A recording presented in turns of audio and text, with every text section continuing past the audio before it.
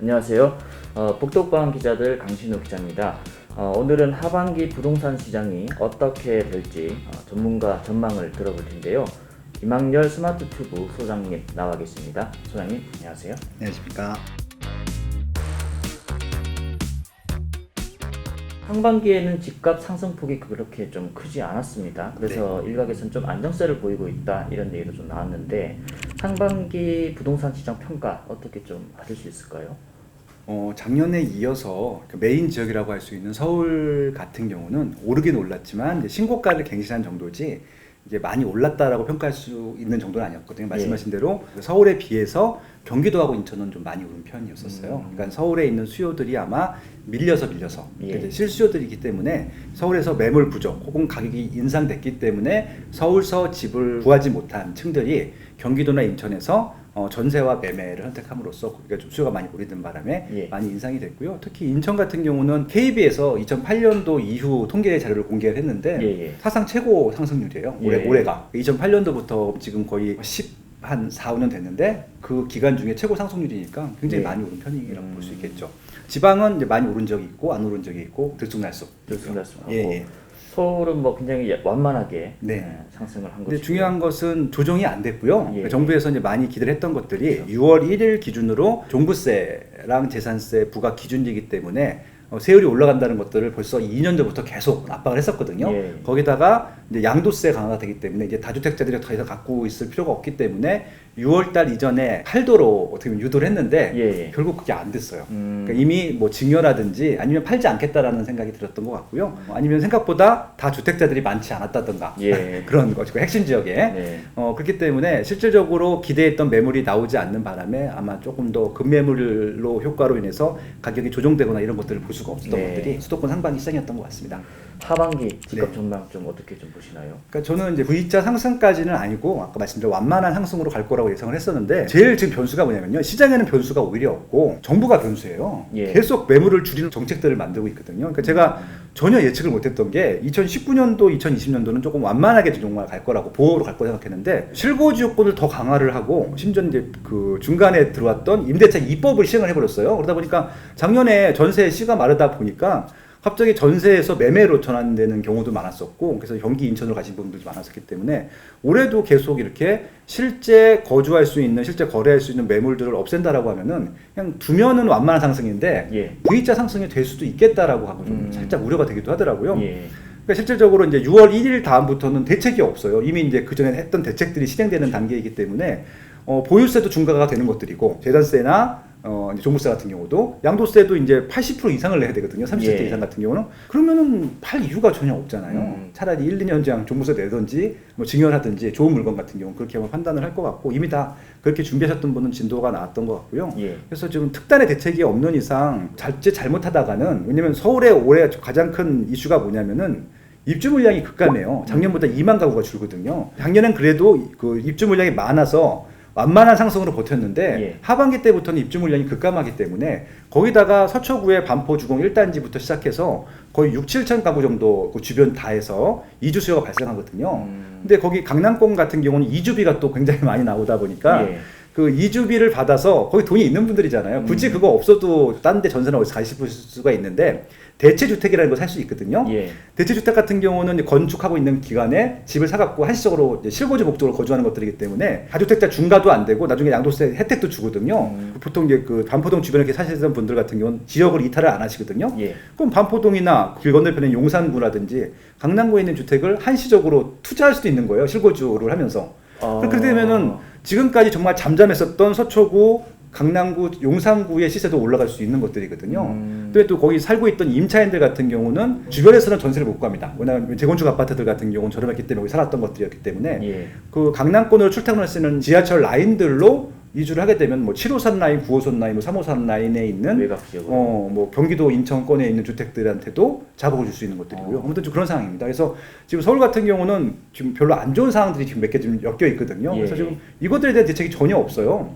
시장이 결국은 매물을 좀 끄집어내는 정책들이 필요할 텐데 실질적으로 신규 입주 물량이 줄게 되면은 거래할 수 있는 매물들도 좀 끄집어내야 되거든요. 그럼 그 방법은 다 주택들이 갖고 있는 매물들을 끄집어내던가 아니면 전세도 이게 좀 회전이 돼야 되거든요. 임대차 입법이 가장 나쁜 점이 뭐냐면요. 그냥 눌러 사는 거예요. 그러니까 이 세입자 분들이 좋아서 눌러 사는 게 아니라 다른 데 갈 수가 없다 보니까 차선책으로 눌러앉는 것들이거든요. 예. 전세 매물도 안 나오고 일반 자가 매물도 안 나오고 그러다 보니까 결국은 그 매물을 살려고 하면 돈을 더 많이 줘야 되고 이런 거 악순환이 되니까 완만한 상승을 예상했었는데 요 추세가 점점 더 빨라지거나 강화되면은 예. V자 진짜 반동도 가능하겠다라는 생각이 들기도 합니다. 네. 좀 제2의 또 상승 사이클을 탈 수도. 서울은 방법이 없어요. 25개국 전체 다 그렇습니다. 예. 예. 자, 지금 다소 좀 집값 불안정할 것이다 이런 전망을 좀 주셨는데요. 그럼 지역별로 좀 나눠서 한번 좀 네. 봐볼까요? 네네. 경기도권은 좀 어떻게 보시나요? 지난 1년 정도 남짓 경기도랑 인천이 정말 좋았었거든요. 좋았던 이유는 서울, 수를 다 받아줬습니다. 예. 그러니까 이제 대표적인 지역 2020년도에 가장 수혜지가 김포였어요. 김포가 이제 16,000, 17,000세대가 입주를 했는데 김포에 아파트가 들어간 역사가 한 30년 됐는데 30년 역사상 최고 많은 입주 물량이었었거든요. 그럼 보통 통상적으로 전세가 빠지고 매매가도 조정이 돼야 정상인데 서울에서 워낙 밀려오는 수요층이 17,000세대를 채우도 남는 거예요. 예. 그러다 보니까 오히려 전세가도 분양가 이상을 넘어갔고 신규 입주 물량인데 매매가도 올라가다 보니까 결국은 제가 김포 시장 보면서 서울에 수요 큰일 났구나라는 생각을 했었거든요. 근데 지금 이제 그것들이 좀 어느 정도 해소가 됐다라고 판단이 됐으면은 올해부터는 경기도, 인천도 안정일 텐데 아직도 서울 수요는 해결이 안 됐어요. 방법이 없기 때문에. 예. 그러다 보니까 경기도나 인천에서 서울로 출퇴근할 수 있는 지역들 같은 경우는 올해도 많이 올라갈 것 같고요. 특히 교통이 편리하거나 신규 아파트 같은 경우는 분양가 이상은 무조건 올라갈 것 같고 예. 전세가도 분양가만큼 올라가지 않을까라고 예측할 수 있습니다. 지방 같은 경우는 지금 이제 이게 지역이 서울 수도권의 3개 광역시를 빼게 되면은 예. 총 17개에서 14개 광역시도가 있는데 이것도 좀 케이스 바이 케이스예요. 세종시가 2020년도에는 굉장히 많이 올랐는데 예. 지금 많이 오른 것들하고 또 이제 입주 물량들 이런 거 조정한다고 했을 때 워낙 많이 올랐기 때문에 세종시에 올려둔 수요층들이 주변에 좀 덜 오른 지역들로 가고 있어요. 예를 들어서 대전, 계룡시, 공주, 청주로 가고 있기 때문에 2021년도 세종시는 좀 완만한 것 같고요. 분양은 잘 될 겁니다. 물론 분양가는 싸니까. 근데 지금 이제 기존 아파트를 살 수가 없다 보니까 세종시 가격으로 주변에 있는 거 가게 되면 제일 좋은 거 사거든요. 평형대도 크고. 예. 그래서 아마 대전, 계룡, 청주, 천안 이런 정도는 아마 조금 올라갈 것 같고요. 예. 새 아파트 위주로. 그리고 이제 그 외 지역들은 호재가 없어요. 올라갈 모멘텀이 없기 때문에 일자리들도 좀 줄고 있고 지방 같은 경우에서 거기는 조금 보수적으로 볼 필요가 있을 것 같고요. 그러면은 이제 다주택자와 무주택 그리고 1주택자 포지션 좀 어떻게 가져가야 좋을까요? 투자나 실거주. 예, 다주택자들은 방법이 없어요. 정부가 일단은 규제를 하기로 작정을 했고 예. 지금 양도세 완화를 하는 것들이 저는 개인적으로 다 주택자를 위한 정책이 아니라 시장의 매물을 끄집어내는 정책으로 제일 좋은 정책일 텐데 예. 만약에 이제 그런 정책이 나오게 되면 다주택자들은 빨리 그러니까 비싼 가격 말고 좀 조정된 가격으로 정리를 하는 것들이 맞을 것 같고요. 예. 1주택자들 같은 경우가 지금 제일 힘들어요, 솔직히. 왜 힘드냐면은 이사를 하고 싶은데 이사를 할 수가 없거든요. 예. 그러니까 이사를 하려고 하면은 기존에 살고 있는 집의 대출을 다 갚은 다음에 신규로 이사갈 집에 있는 대출을 받아야 되는데 그게 지금 연결이 안 되고 있어요. 예. 실질적으로 서울 같은 경우는 더 힘든 것이 9억 원 이상은 20%, 그다음에 15억 원 이상은 대출이 안 나오거든요. 그러니까 예를 들어서 이제 마포 레미안 푸르지오라는 아파트가 14년도에 입주를 해갖고 그때 살았었는데 그때는 7억 원 하던 아파트가 지금 17억 정도 됐었거든요. 예. 그럼 이제 그때 대출이 한 6억 원이면 한 4억 정도가 나왔었단 말이죠. 그럼 이제 그 대출을 갚는 순간 마포레미안 푸르지오는 들어갈 수가 없어요. 똑같은 형태로는 이제 그런 상황이기 때문에 자기가 살고 있는 아파트보다 하급 입지 가격이 저렴하거나 대출이 나오는 지역으로 가지 않는 이상 예. 동일한 수준이나 동일한 상급 입지로서는 갈 수가 없는 조건이기 때문에 지금 이사가 안 되고 있거든요. 갈아타기도 지금 할 수. 예, 그래서 지금 방법이 없어요. 그냥 눌러 사는 겁니다. 그러니까 지금 매물이 안 나오는 이유가 이거 물건 내놓고 딴 데 이사 가야 매물이 나오는 거잖아요. 그러니까 예. 순환이 돼야 되는데 지금 거의 동맥경화가 생긴 거예요. 그래서 올해 좀 그게 제일 큰 문제일 텐데 그래서 1주택자들 같은 경우는 지금 제일 좋은 방법은 청약이라든지 입주권을 사서 이렇게 갈아타는 방법밖에 없을 것 같아요. 왜냐면 그게 좀 저렴하니까. 같은 금액으로 그냥 구축 이사하는 것들은 좀 불가능한 상황이기 때문에 예. 오히려 이번 기회에 뭐 이건 재건축 재개발을 공부해 보시는 것도 좋을 것 같고요. 왜냐면은 오세훈 시장 또 타이밍도 맞았었고요. 물론 예. 1년 단기 시장이긴 하지만 이어갈 거라고 생각을 하고 있거든요. 그리고 꼭 그 서울에 지금 많은 수요들이 몰려 있는데 서울 말고 경기도나 인천으로 조금 시야를 확대되게 되면은 생각보다 선택할 입지들이 많기도 하거든요. 예. 그래서 혹시 이제 서울에 자가로 살던 분들은 팔 수 있는 것들 제한드릴 수는 없어요. 예. 왜냐면 그 유지하는 게 더 이익이니까. 근데 임차로 살던 분들은 계속 서울에 임차를 사는 것들보다는 경기도나 인천에 좀 자가로 한번 바꾸시는 전략인데 예. 좀 새 아파트나 이 재건축 재개발 쪽으로 한번 이전해 보시는 것들도 추천을 드리고 싶네요. 네, 그렇습니다.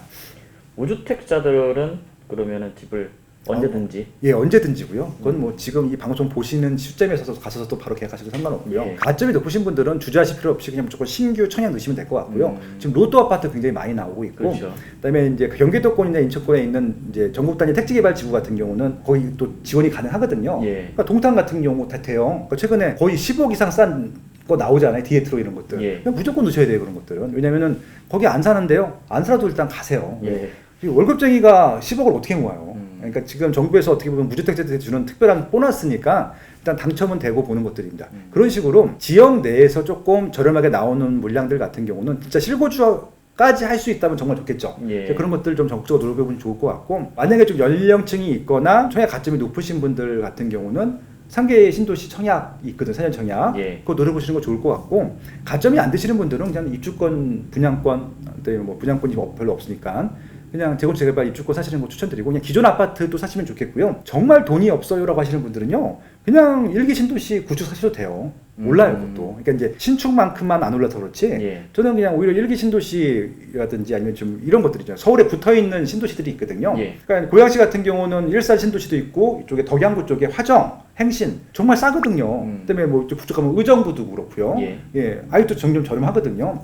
지금 경기도 남부 쪽이 비싼 거지, 성남, 하남, 광명 이런 데가 비싼 거지, 경기도 북부 쪽에 붙어 있는 신도시는 아직도 저렴하거든요. 그런 거 적극적으로 교통 편리하니까 들어가시는 것들, 전세로 들어가셔도 되는데 그냥 매매로 들어가셔도 돼요. 그러니까 예. 이제 저는 돈이 뭐 1억밖에 없어, 2억밖에 없는데요. 1억, 2억으로 살 수 있어요, 거기는. 예. 그럼 가시면 좋잖아요. 리모델링 깨끗하게 사시면 되는 것들이니까, 그렇게 한번 임차에서 자가로 가게 되면은 조금 방법이 달리 보일 수도 있을 것 같다라고 좀 제안 드리고 싶네요. 뭐 그렇게 사셔서 점프를 이제 하시면 되는 예, 부분이 예. 있으니까요. 그리고 마지막으로 그러면은 집값 자꾸 이제 불안해지는데 정부에 좀 건의를 좀 할 게 있을까요? 이제 임기가 1년밖에 안 남았기 때문에 네. 뭐 새로운 것들을 할 수는 없을 것 같아요. 그리고 이제 이분들 성향상 기존 했던 정책들을 바꾸긴 좀 어려울 것 같기도 하고요.